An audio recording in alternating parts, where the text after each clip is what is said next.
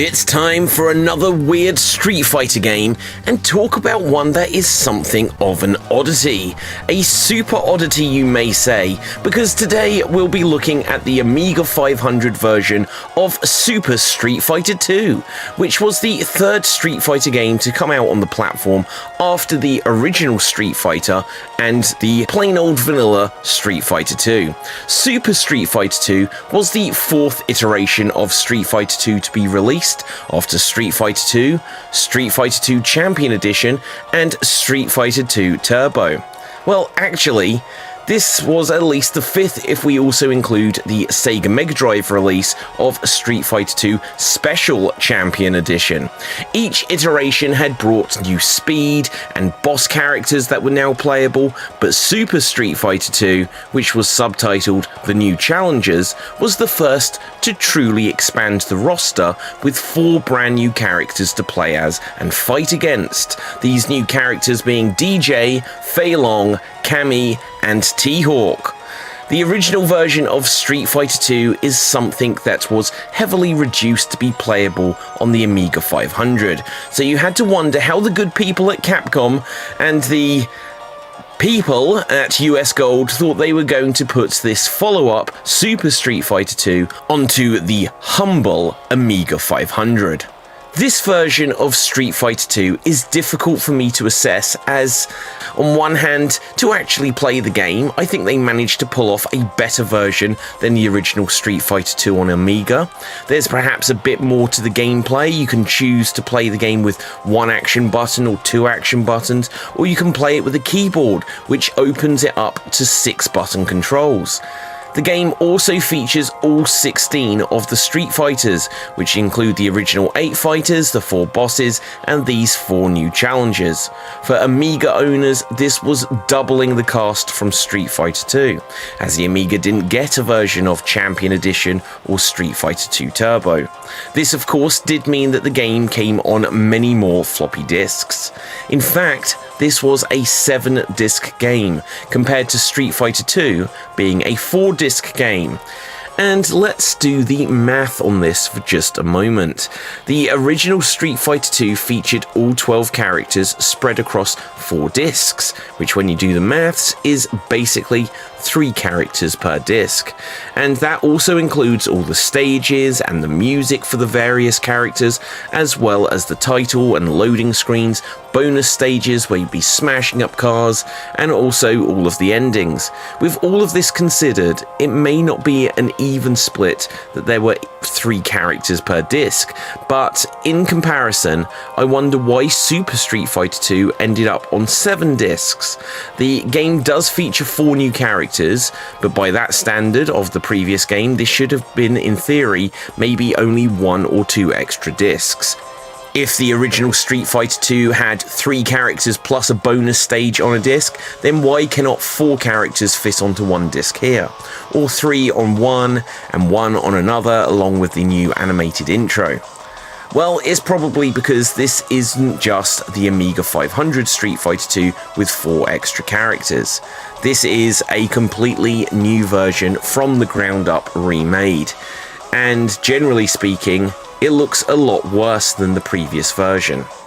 It's worth noting at this stage that as well as this Amiga 500 version of the game, there was also an Amiga 1200 version and an Amiga CD32 version, and whilst I'll look at those in a future video, they are not the same as one another. Not at all really. This surprised me, as I think back in the day I quite possibly just had the Amiga 1200 version, and so this Amiga 500 version was jarring for how limited it is. The characters are just so small compared to Amiga 500 Street Fighter 2 that I'd looked at in a previous video, and this is jarring compared to how big they were in that version. Of course, I'd say the animation is less jerky, so that obviously is the trade-off they made here. It may also be that it was deemed that huge sprites didn't win fans or Capcom over after this approach was taken for the previous home computer versions like you'd get on the Amiga, the Atari ST and ZX Spectrum versions of Street Fighter 2. The big graphics looked great in screenshots, but not in actual gameplay experiences. then I guess the fantastic and well-received Super Nintendo and Mega Drive games did have slightly smaller characters and were much more successful, because the big characters were one thing, but smooth animation and gameplay is always king.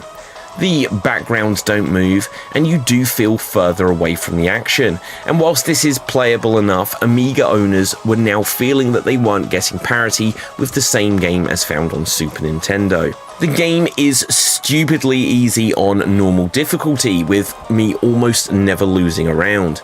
In fact, the only time I ever lost a fight was against the final boss, Bison, where the challenge significantly spiked. Well, when I say it spikes, it was mostly down to learning slightly different tactics that I'd use against other fighters in the game, as on the Amiga 500 version, Bison can do his jumping special literally across the entire screen, which made escaping getting hit quite a challenge. Other weird versions of the game I have looked at have cut characters, but as I said, this has all 16. And with that, it also has all 16 stages and the theme tunes for the fighters, but whilst these are positive, things begin to unravel from there. There are no voices in the Amiga 500 version of the game. The characters are so small, as I keep saying, and the backgrounds just look so poor. This is a massive downgrade compared to the graphics on the original Street Fighter II Amiga 500 game. The animation on that game is so very limited, and whilst the sprites are huge and the backgrounds are detailed, it took a ginormous hit on the animation for Super, so it doesn't really live up to the idea of this being a super version of what you had before. It feels like weaker Street Fighter 2, yeah. I think the animation is arguably a little bit better, but the look of the game is so downgraded. It reminds me of something that is better than the crushed down version of the sprites in the Commodore 64 version of Street Fighter 2, but probably a step behind the crushed down Sega Master System sprites. The graphics also appear in a window on screen with black bars all around. I don't know why they just didn't build upon the version of Street Fighter 2 that they already had, increase the animation, frame rate, and then add in the extra characters and call it a day. I like the loading screens on this version, which I know is a strange thing to say, and it's perhaps the only major advantage this has over others that don't feature the cool floppy disk loading screens. My feelings on this port is that US Gold and Capcom still wanted to get Super Street Fighter 2 on as many platforms as possible, but whilst the Commodore 64 and ZX Spectrum were now being left behind, this would be the last hurrah for Street Fighter 2 on the Amiga 500. It's surprising really that they didn't force out a version of this for Atari ST, but by the time this released, the Jaguar was in full swing of its dismal run and didn't even get a conversion. This series is looking at weird Street Fighter games, and now I have somewhat moved into the realm of Super Street Fighter 2, although there are still some versions of original Street Fighter 2 and even the first game that we need to still look at. We're also going to look at the Amiga 1200 and CD32 versions of Super Street Fighter 2 and its half-step sequel, Super Street Fighter 2 Turbo. So let me know in the comments, did you play this original Amiga 500 version of Super Street Fighter 2 back in the day? How do you feel it compared to regular Street Fighter 2 on the same platform? Do you think this was a good and playable game, or was it just becoming a little bit of a joke and a lack of effort on Capcom's part here? So that's going to wrap things up for this video. If you haven't done so already, please take a moment to smash that subscribe button here on the Geek Battle Gaming YouTube channel. I'd also appreciate if you check out www.xstreamed.tv/gaming, where you'd find the written article version of today's discussion. And with that, until next time, stay safe, always stay extremed, and ciao for now. Sonic boom!